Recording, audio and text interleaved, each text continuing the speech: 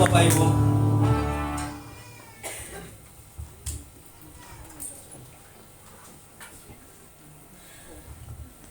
Puji Tuhan. Suatu kehormatan bagi saya bisa berdiri di depan Bapak Ibu yang dikasihi Tuhan.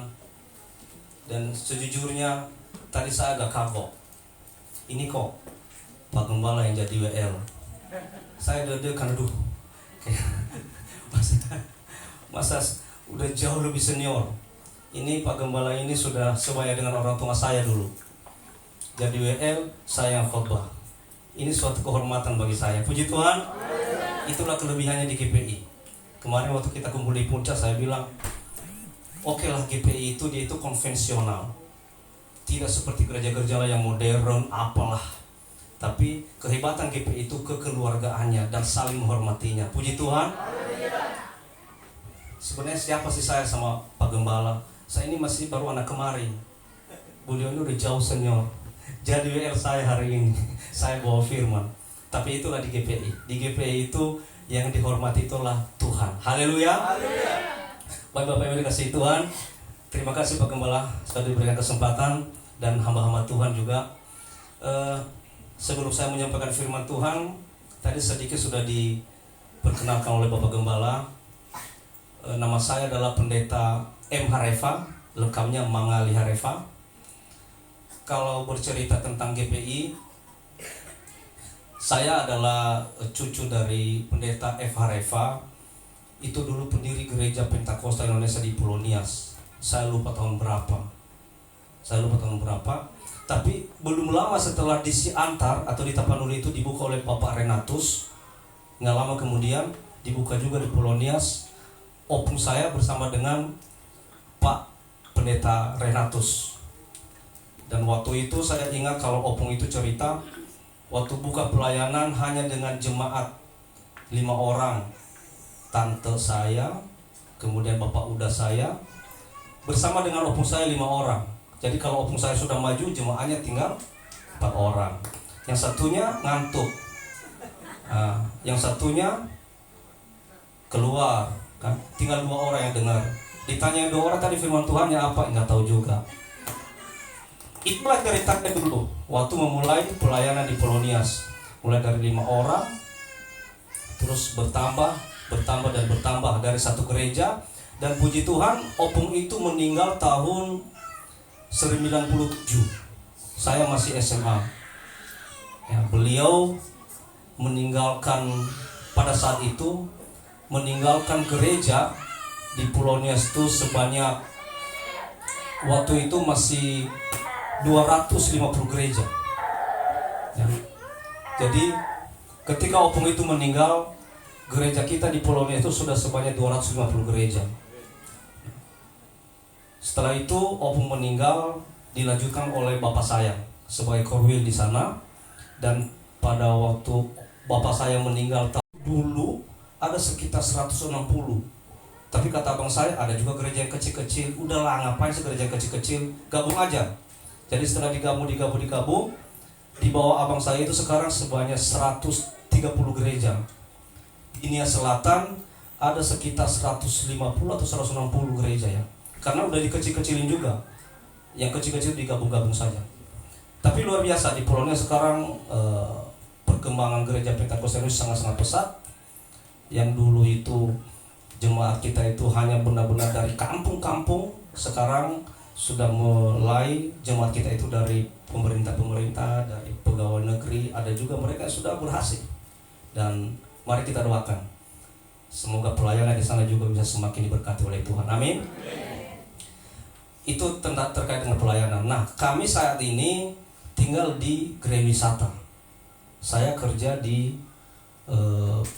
Pemprov DKI Jakarta. Saya seorang pegawai negeri, kerjaan sehari-hari kerja di DKI, dan namanya sudah darah pelayanan ya. Walaupun udah kerja sebenarnya, tapi tetap aja panggilan pelayanan itu selalu menggebu-gebu. Akhirnya awalnya mulai dari buka persekutuan doa. Puji Tuhan, sekarang kita sudah memulai pos pelayanan di Gereja Wisata. Walaupun jemaahnya sedikit lah, namanya juga baru hampir 2 tahun ya, udah 2 tahun.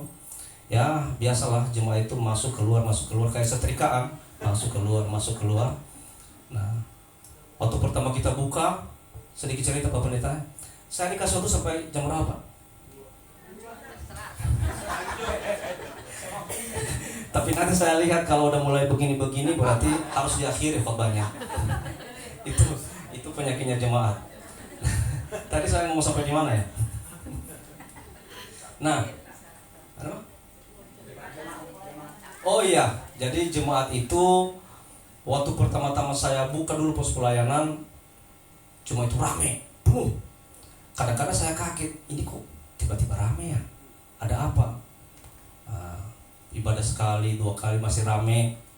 Nah, karena saya udah pengalaman dulu waktu buka persekutuan doa, saya juga dulu sempat buka organisasi NIAS di Bekasi sampai ya ratusan lah, rame sekali. Nah, saya udah tahu karakternya di situ. Nah, pas saya buka persekutuan doa kok tiba-tiba rame. Akhirnya pas minggu keberapa saya ngomong di depan bilang begini, Bapak Ibu yang dikasih Tuhan, saya sangat senang Bapak Ibu bisa bergabung dalam pelayanan ini. Tapi satu pesan saya buat Bapak Ibu, kalau datang ke sini carilah Tuhan, jangan cari gembalanya. Nanti kalau cari gembalanya nggak dapat upah apa-apa, malah nanti kecewa, ya. Karena namanya mencari manusia pasti kecewa. Tapi carilah Tuhan, engkau pasti diberkati, ya. Nanti ada tanda-tandanya loh, yang cari gembala nanti kelihatan, ya. Tapi kalau yang cari Tuhan kelihatan juga. Haleluya. Tapi waktu itu saya bilang haleluya, mereka yang bilang haleluya mulai berat soalnya. Mulai minggu berikutnya mulai berkurang. Minggu berikutnya mulai ngomong, padahal tadinya itu saya pengen anak-anak saya cari kerja, pengen minta tolong. Terus saya bilang, iya tadinya juga saya pengen minta modal buka usaha. Udah ngomong begitu, ya udahlah, masih banyak gaji lain. Nah itu. Jadi saya udah tahu karakter mereka seperti itu. Nah yang tinggal sekarang tinggal sedikit, tapi itu benar-benar yang mencari Tuhan. Bagi saya lebih baik sedikit tapi mencari Tuhan daripada banyak tapi punya tujuan yang lain. Itu. Jadi itu pengalaman saya Pak Pendeta. Mungkin pasti pengalaman Pak Gembala jauh lah lebih banyak, jam terbanyak daripada saya. Nah itu Bapak Ibu. Dan saat ini memang pos pelayanan kami masih belum diresmikan. Tapi kami sekarang masih dibawa GPI Bukit Permai Pak Pendeta Silaban. Beliau berjanji secepatnya itu akan diresmikan. Mungkin dalam minggu-minggu ini juga beliau akan datang pelayanan di sana dan nanti beliau akan menjadwalkan untuk peresmian. Oke, terkait dengan saya, istri saya ada di depan Bapak Ibu sekalian. Boleh berdiri? Ya. Saya mau tanya, cantik nggak? Pastilah kalau di depan saya bilang cantik ya. Haleluya, terima kasih, cantik lah. Istri saya asli Jawa Timur.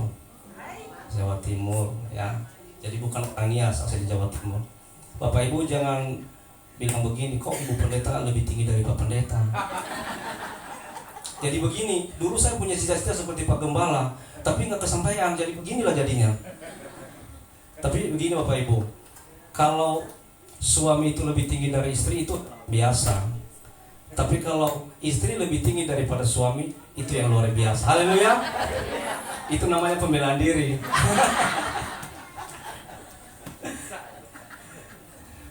Anak saya 2, putri saya yang paling ujung, silakan berdiri sayang. Ini namanya Kathleen Alessandra Hareva. Ya. Sekarang SMA di Santa Angela Bandung. Silakan duduk. Yang kedua, berdiri sayang. Namanya Devan Alestere Hareva. Sekarang kelas 5 di SD Kinderfield Bekasi. Ya Jadi ini tujuan saya dulu kenapa mencari istri yang tinggi, supaya anak-anaknya lebih tinggi. Haleluya. Kita kan bisa memperbaiki generasi bangsa ya Pak. Ya, saya bela diri terus. Mumpung di sini di depan. Ya. Oke, kita masuk firman Tuhan ya. Bapak Ibu yang dikasihi Tuhan, hari ini saya akan menyampaikan firman Tuhan dengan judul Imposter Kalau bahasa Indonesianya pengkhianat. Ya, kita baca. Kita baca dari Markus pasal 14 ayat 43 sampai 46. Markus 14 ayat 43 sampai 46.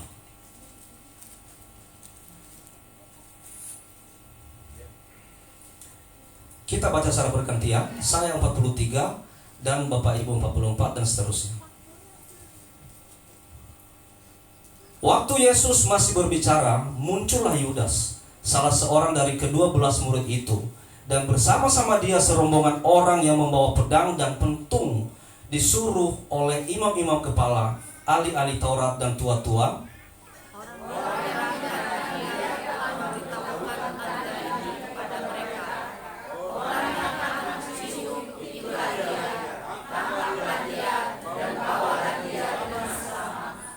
dan ketika ia sampai di situ, ia segera maju mendapatkan Yesus dan berkata, "Rabi," lalu mencium dia sama-sama. Maka mereka memegang Yesus dan menangkapnya. Puji Tuhan. Bapak Ibu yang dikasihi Tuhan, saya sebenarnya sangat tertarik dengan tema ini. Makanya saya sengaja mengangkat tema ini dengan tema imposter, pengkhianat. Jadi Bapak Ibu, sekitar setahun atau 2 tahun yang lalu ada satu game. Dalam game itu ada yang berjudul imposter. Jadi dalam game Among Us namanya, dalam game itu ada satu imposter atau pengkhianat yang dicari. Kalau pengkhianat ini atau imposter ini tidak ditemukan, maka dia akan membunuh orang-orang dalam game itu. Begitu berbahayanya seorang pengkhianat. Sekali lagi, kalau tidak dicari, kalau tidak ditemukan, maka dia akan membunuh orang-orang di dalam game itu.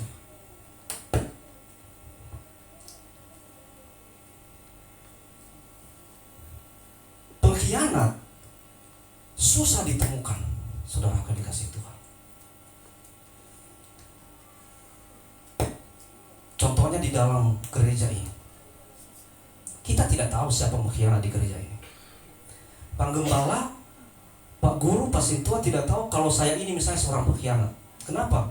Pakai dasi bagus, ya, kacamata bagus, ngomongnya enak, rohani.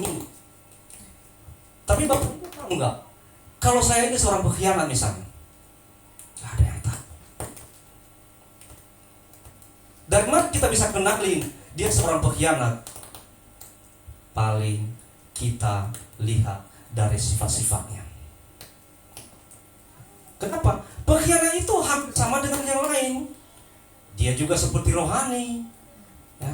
Dia juga kalau ibadah memuji Tuhan, memuliakan Tuhan, pelayanan iya. Tapi kita nggak tahu sebenarnya dia seorang pengkhianat.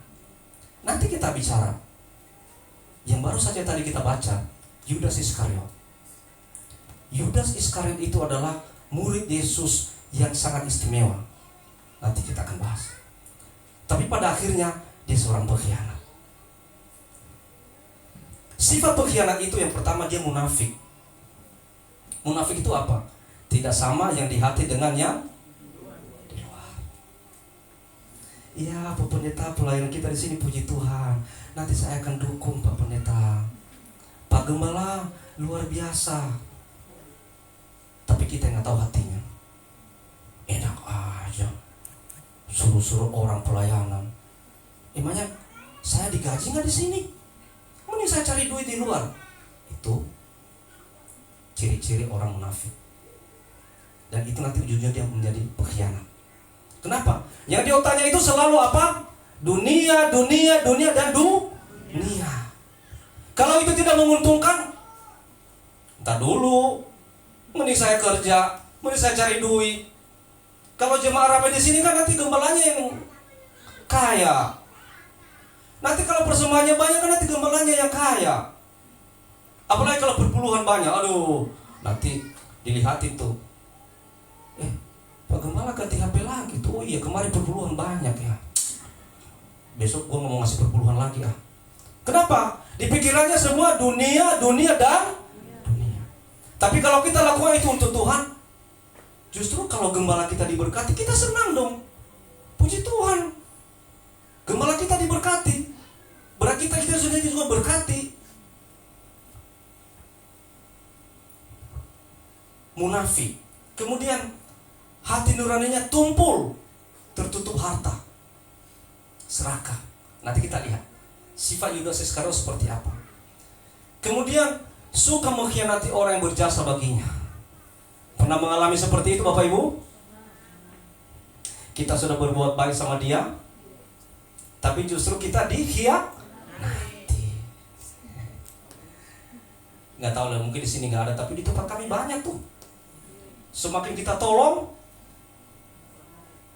nanti di belakang omongannya lain. Loh, bukannya kemarin kamu ditolong sama Pak Gembala itu? Ya wajar lah, dia kan punya. Wajar lah kalau saya nggak ditolong, mana kasihnya? Harus dong gembala yang pertama memperhatikan kasih. Oh, banyak berdalih dengan kata-kata kasih. Mengkhianati orang berjasa baginya. Kemudian unfaithfulness. Apa itu artinya? Tidak setia, tidak setia. Ya. Apa-apa pelayanan tidak setia. Kemudian tidak setia juga dengan gerejanya, tidak setia dengan ibadah. Semua tidak setia. Semua dilakukan kalau itu menguntungkan. Kalau tidak menguntungkan, entar dulu. Suka mencela. Biasanya orang-orang munafik ini, orang-orang yang pengkhianat ini biasanya pintar ngomong. Jadi suka mencela. Karena kefasikan lidahnya, apalagi kalau pintar ngomong ya, suka mencela, lalu mencari-cari tempat yang menguntungkan. Dan coba perhatikan ini pelajaran bagi kita semua. Bila dia merasa tidak lagi dibutuhkan, karena orang sudah tahu karakter aslinya, maka ia akan segera berpindah tanpa permisi. Pernah ketemu orang seperti ini? Gak usah disebutin mereknya. Kalau ada pun doakan saja. Biasanya kalau udah ketahuan belangnya, diam-diam hilang tanpa permisi. Dan nanti di luar sana menjelek-jelekan. Itu tanda-tanda pengkhianat. Nah, tadi kita baca ya, tentang Yudas. Silakan selainnya jalan. Silakan selainnya dijalankan. Ya, itu tuh Yudas mencium Yesus. Pertanyaannya, Yudas mencium Yesus, apakah karena dia care dengan Yesus? Enggak. Apakah karena dia benar-benar mengasihi Yesus? Bukan. Yudas mencium Yesus, itulah tanda-tanda kemunafikannya dan tanda-tanda keserakahannya. Kalau dia mencium Yesus, misalnya saya mencium istri saya mencium anak saya, itu karena saya itu sayang dengan mereka, mengasihi mereka. Tapi apakah Yudas tiba-tiba datang mencium Yesus? Terus dia kira juga Yesus bodoh. Padahal Yesus telah mengatakan di mana, di Matius pasal 17 ayat 22 sampai 23, dikatakan bahwa ketika dia bersama-sama dengan murid-muridnya di Galilea, dia mengatakan nanti anak manusia, A-nya besar, M-nya besar, anak manusia itu menuju kepada pribadi Yesus, nanti akan diserahkan kepada tangan manusia. Dia udah tahu nanti dia akan disalibkan, mati, dan bangkit pada hari yang ketiga. Sudah dinubuatkan oleh Yesus. Jadi ketika Yudas ini melakukan hal seperti ini, Yesus sudah tahu. Nah, ini dia mencium aku. Yudas, engkau mulai munculkan sifat munafikmu, Yudas.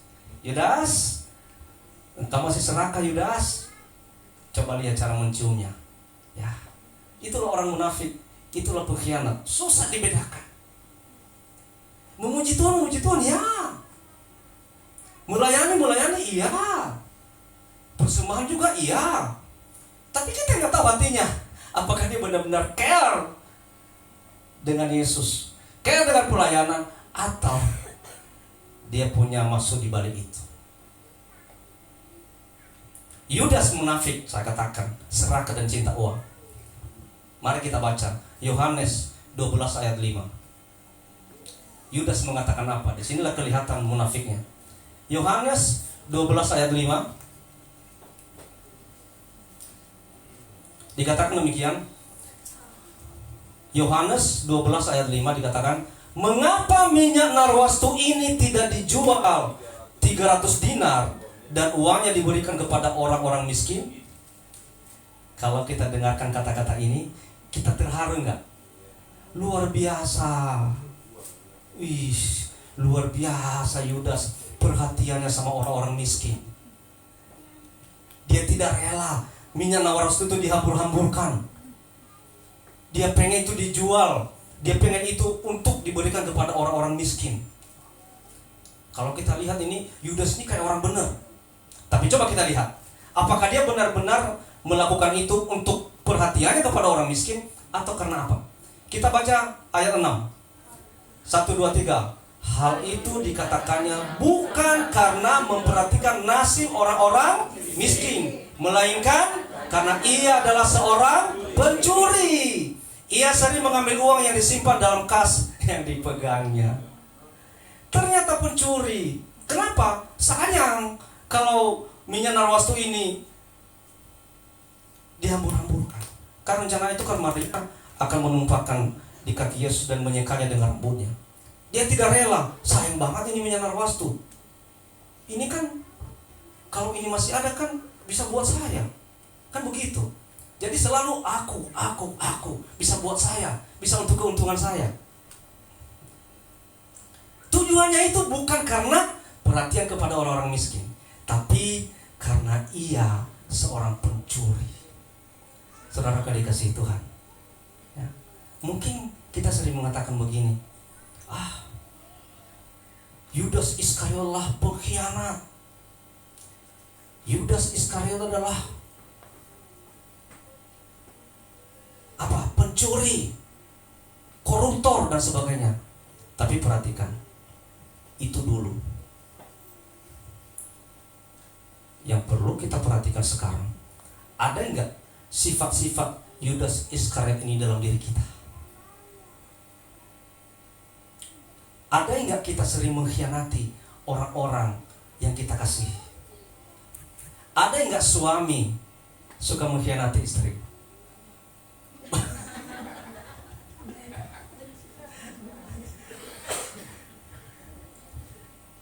Kalau ada, bertobatlah. Ada enggak juga istri yang suka mengkhianati suami? Ada.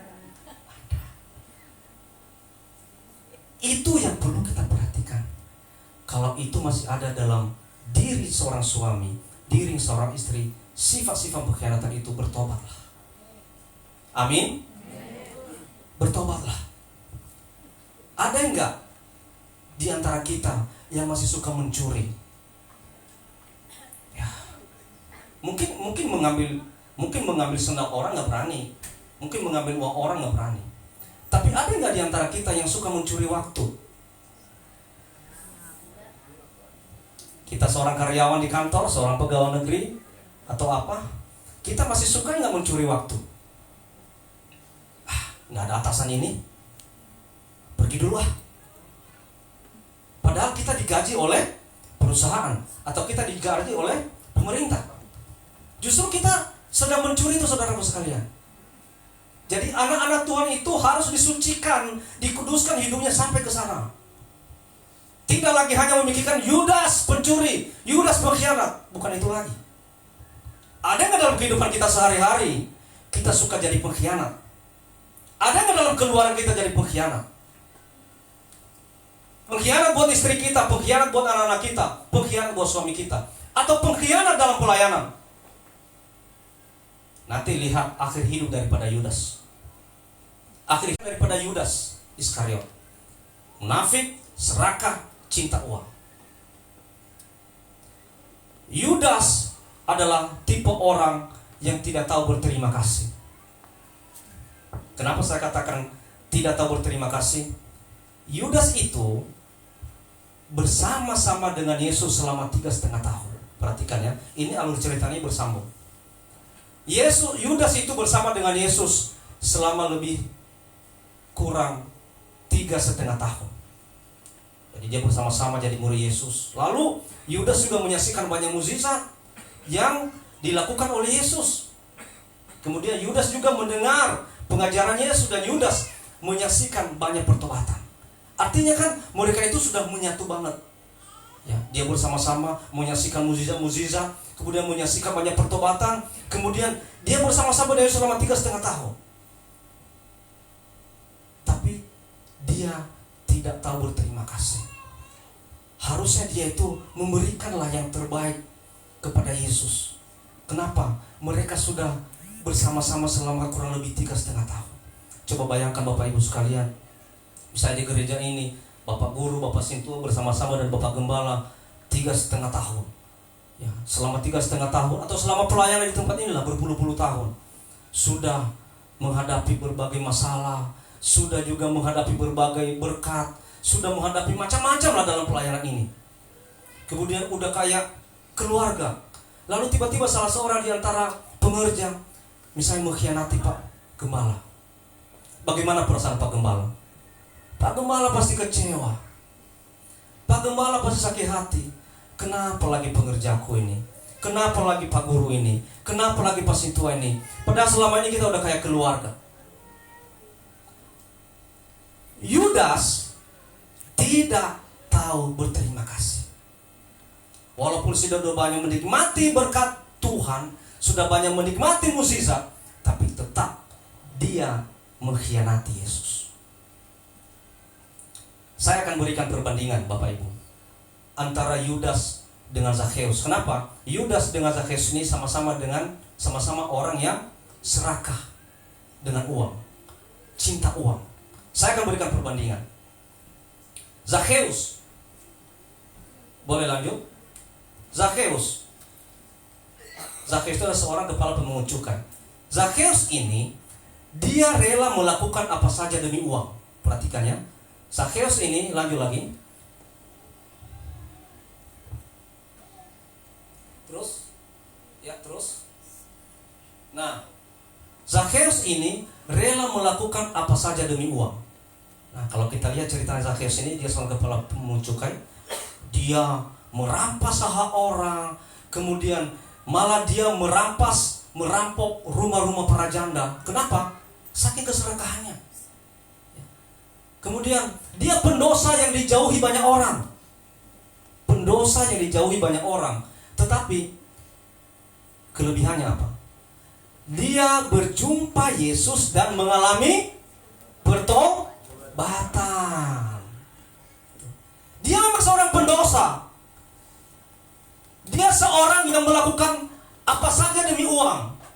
Dia seseorang yang menyakiti banyak orang, merampok rumah-rumah janda, merampok harta orang. Tetapi ketika dia bertemu dengan Yesus, dia mengalami apa? Pertobatan.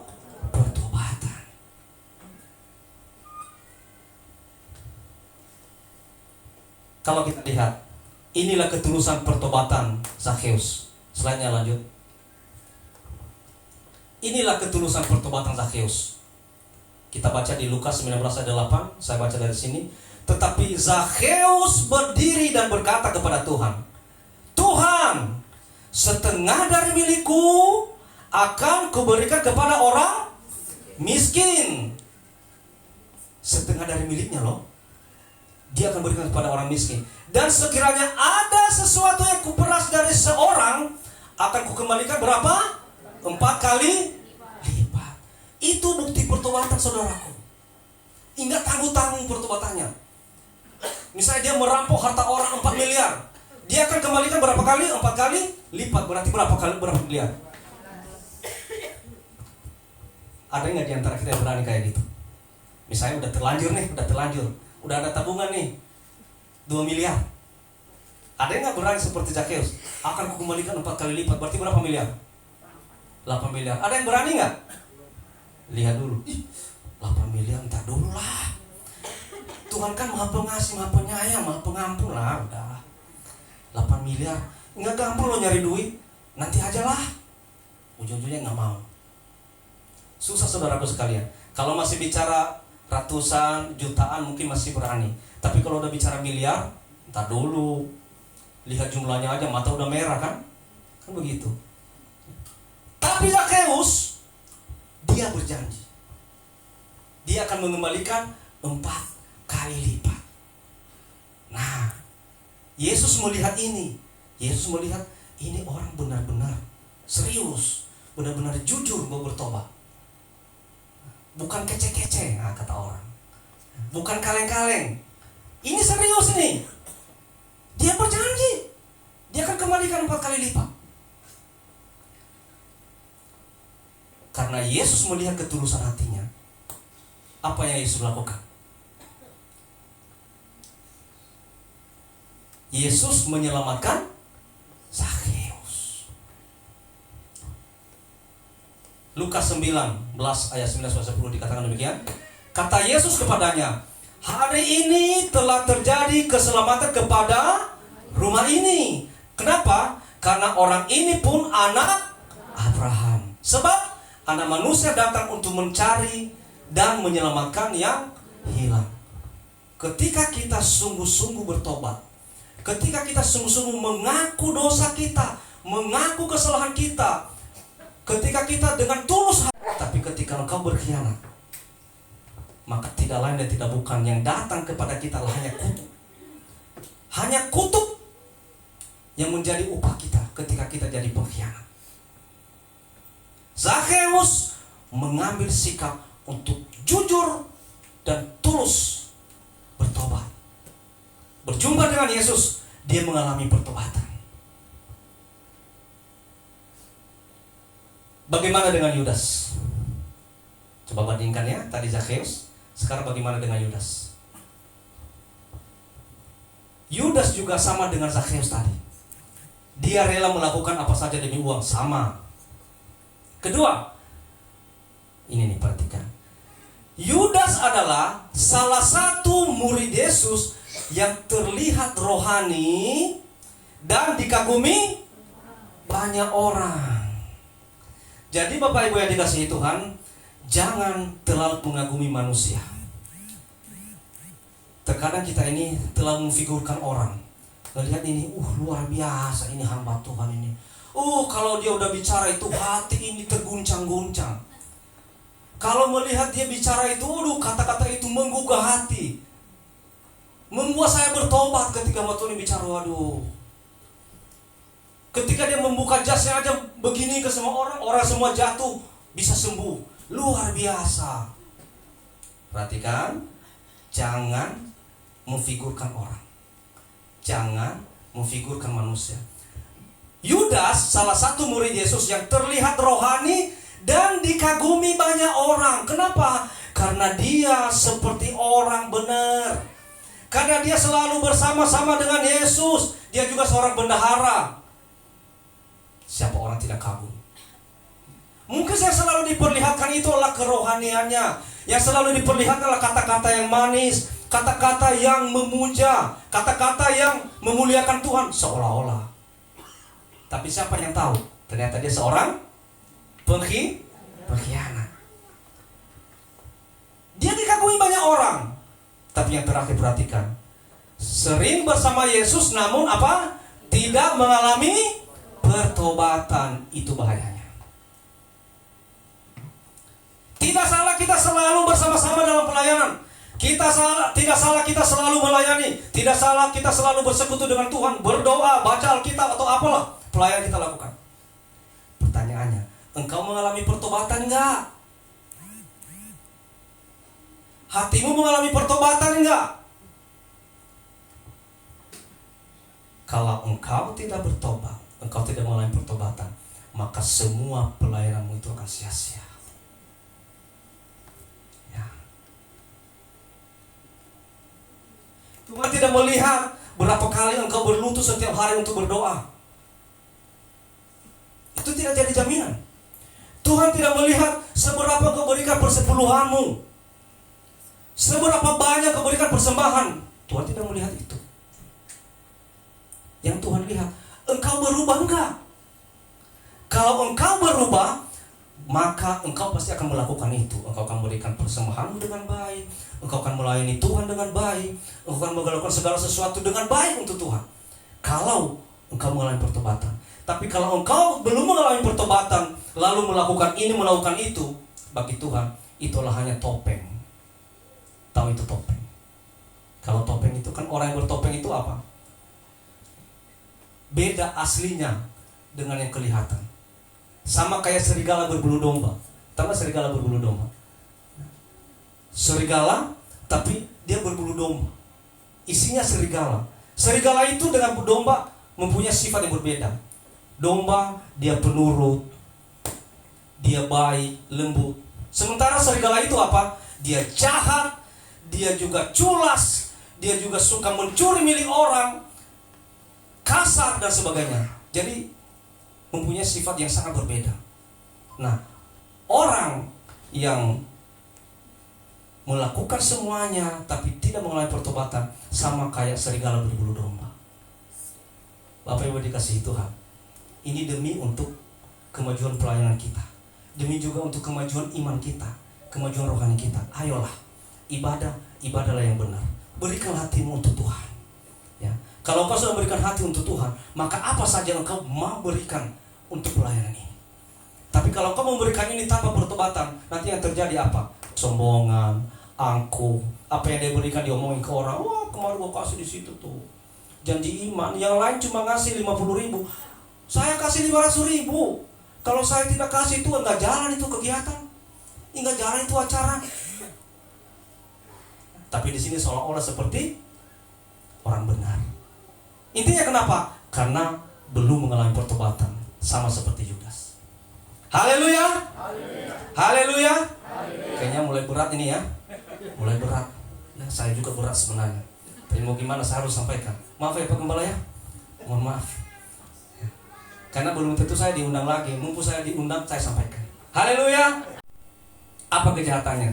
Kita baca di Matius pasal 26 ayat 15. Matius 26 ayat 15. Ia berkata, apa yang hendak kamu berikan kepadaku? Ini kata Yudas. Apa yang hendak kamu berikan kepadaku supaya aku menyerahkan dia kepada kamu? Mereka membayar 30 uang perak kepadanya. Dia mengatakan kepada siapa ini si Yudas? Dia mengatakan kepada imam-imam kepala, ahli-ahli Taurat. Imamnya kepala, kamu bisa berikan apa kepadaku supaya aku menyerahkan dia kepadamu? Padahal tadi dia bersama-sama dengan Yesus berapa lama? 3,5 tahun. Dia murid yang dikagumi banyak orang. Tapi dia katakan apa? Hei imam kepala, ahli-ahli Taurat, apa yang bisa kamu berikan kepada aku? Aku akan menyerahkan dia kepadamu. Jahat sekali. Jahat. Lalu apa yang Yesus lakukan? Yesus tidak kaget. Tadi saya katakan, kalau misalnya pengerja di sini atau jemaat misalnya mengkhianati Pak Gembala, Pak Gembala pasti kaget. Hah? Kok bisa? Kenapa? Karena Pak Gembala masih manusia biasa. Tapi Yesus tidak kaget, karena Yesus sudah mengatakan di Injil Matius pasal 17 22-23, nanti anak manusia itu akan diserahkan ke tangan manusia. Dia udah tahu. Jadi ketika Yudas mulai memunculkan sifat-sifat seperti ini, Yesus katakan, nah mulai. Ya. Ketika Yudas mengatakan kepada imam kepala, apa yang bisa kau berikan kepadaku? Akan aku serahkan dia kepadamu. Yesus mengatakan apa? Yohanes 13 ayat 27. Yohanes 13 ayat 27 dikatakan, maka Yesus berkata kepadanya. Yesus tidak kaget. Apa yang hendak kau perbuat? Sama-sama 1, 2, 3. Perbuatlah dengan segera. Yudas, apa yang hendak kamu perbuat? Perbuatlah. Mau selama-lama. Karena saya sudah tahu apa yang di hatimu. Kau mengkhianati aku kan? Kau menjual aku kan? Perbuatlah. Saudaraku, Allah itu adalah Allah yang bukan otoriter. Dia tidak diktator. Dia memberikan hak bebas kepada semua orang, free will namanya. Dia memberikan free will kepada semua orang. Apa yang mau kalian lakukan di sidang ini? Jemaat di sini lakukanlah. Ada yang mau jahat, jahatlah di sana. Yang penting di sini hamba Tuhan menyampaikan kebenaran. Mau lakukan oke, tidak mau lakukan urusanmu. Siapa yang mau berbuat baik, berbuat baiklah. Yang berbuat jahat, berbuat jahatlah. Nanti ada upahnya. Haleluya. Yang berbuat baik pasti upahnya di surga. Yang berbuat jahat upahnya di neraka. Itu aja, enggak susah-susah kan? Gampang. Nanti pas saat penghakiman terakhir, nah di situ baru dipanggil. Ya, sebelah kanan domba yang melakukan yang baik, yang masih hidup dalam Kristus, sebelah kanan. Ayo di sini sebelah kanan.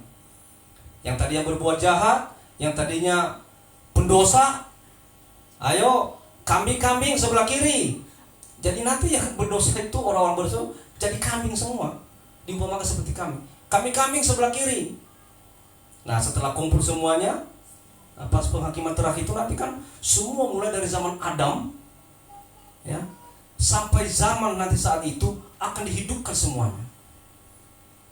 Nanti Allah akan hakimi. Yang masih hidup dalam Tuhan sebelah kanan domba. Yang masih hidup dalam dosa sebelah kiri kambing. Nah, mau jadi setelah sebelah kanan sebelah kiri, kata Tuhan, kamu di sebelah kanan terimalah upahmu di surga. Kamu yang di sebelah kiri terimalah upahmu dibuang ke neraka. Tinggal pilih saudaraku sekalian. Tuhan itu tidak memaksa. Tuhan itu tidak memaksa. Dia memberikan hak bebas kepada semua orang. Tergantung kitanya, kita pilih yang mana.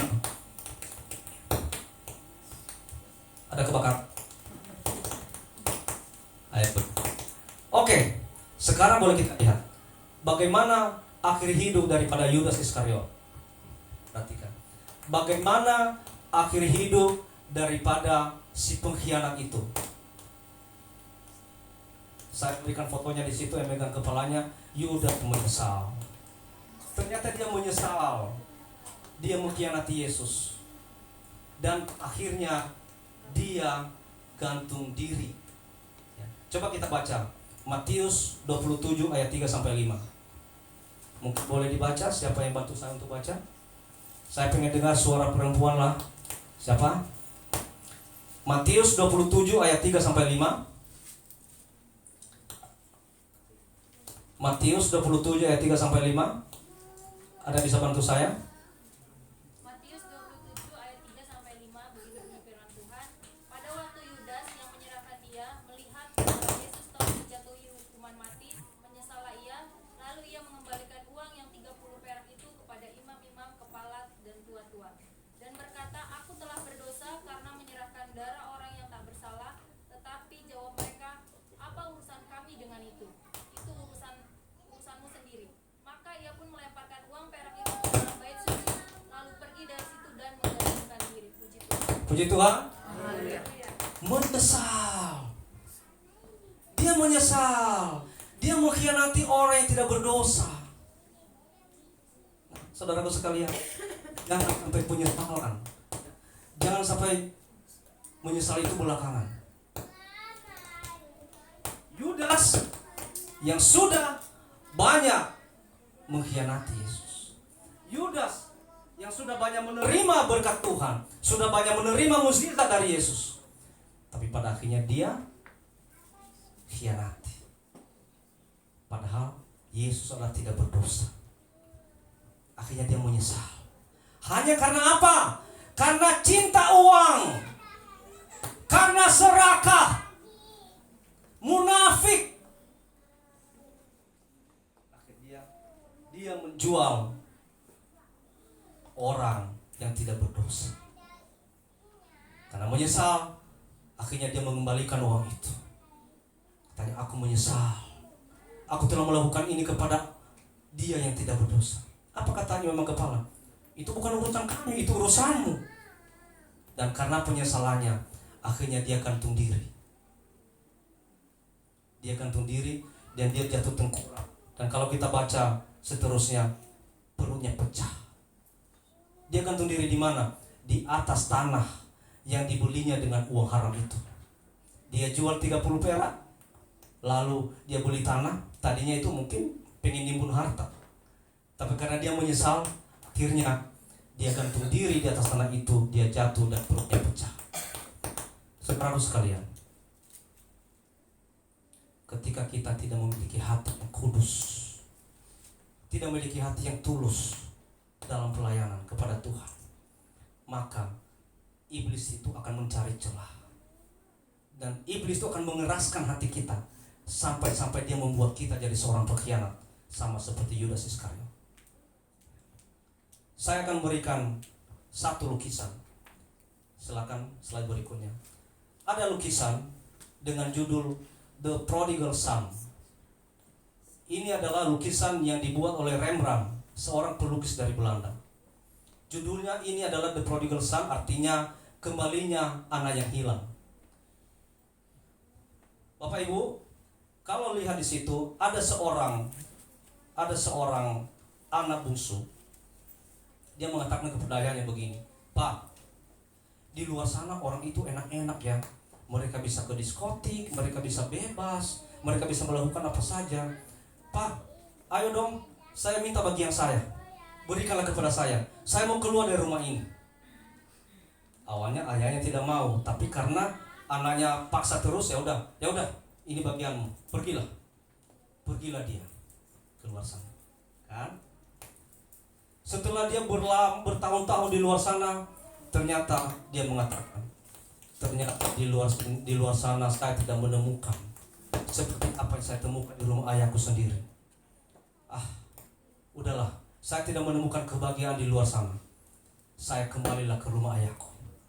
Akhirnya dia kembali ke rumah ayahnya. Dan apa yang terjadi ketika dia kembali ke rumah ayahnya? Ayahnya menerima dia tidak? Ayahnya menerima dia dengan senang hati, sukacita. Dia bilang sama semua orang-orangnya, "Anakku sudah kembali, terimalah dia. Kita adakan pesta." Tapi lihat dengan Bapak Ibu. Ini anak sulung dengan gestur tubuhnya seperti ini. Ini menunjukkan penolakan terhadap keputusan ayahnya. Dia mengatakan begini, "Saya tidak setuju dengan keputusan ayah. Saya sudah bersama-sama dengan ayah di sini, tapi kenapa saya tidak diperhatikan?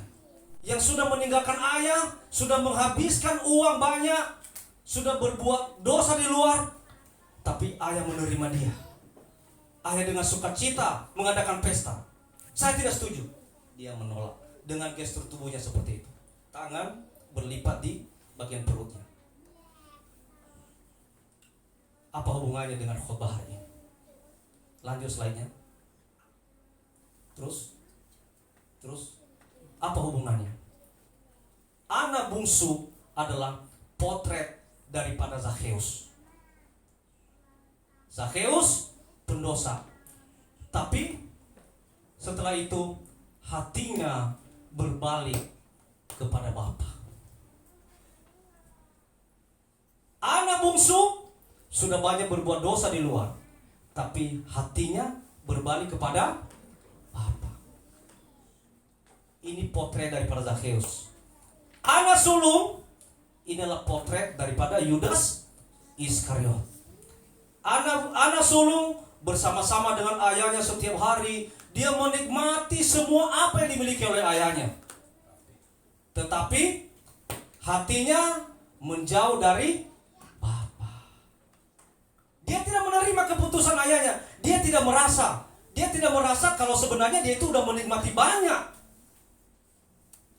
apa yang dimiliki oleh ayahnya di rumah itu. Dia selalu mengatakan, "Kenapa adekku dipestai? Padahal dia berbuat dosa. Saya yang di sini tidak diperhatikan. Saya yang di sini tidak diberikan apa-apa. Tidak diberikan apa-apa. Kan kamu yang setiap hari bersama-sama dengan ayahmu. Apa yang ada di rumah itu kamu yang menikmati semuanya." Dia tidak menyadari itu. Saudaraku sekalian, terkadang kita setiap saat, setiap waktu kita menikmati berkat Tuhan, minimal nafas hidup, kesehatan Tuhan berikan. Tapi terkadang kita mengatakan, "Tuhan, kenapa hidupku masih begini?